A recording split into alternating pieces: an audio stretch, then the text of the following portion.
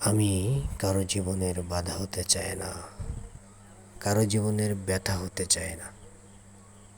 আমি তো পাহাড়, আমার হৃদয়টা সমুদ্রের মতো বিশাল। আমি কারো জীবনের দুঃখ প্রকাশের জায়গা হতে চাই।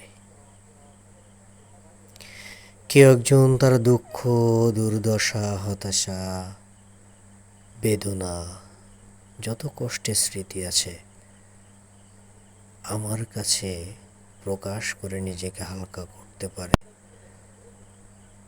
আমি সেরকম কিছু হতে চাই।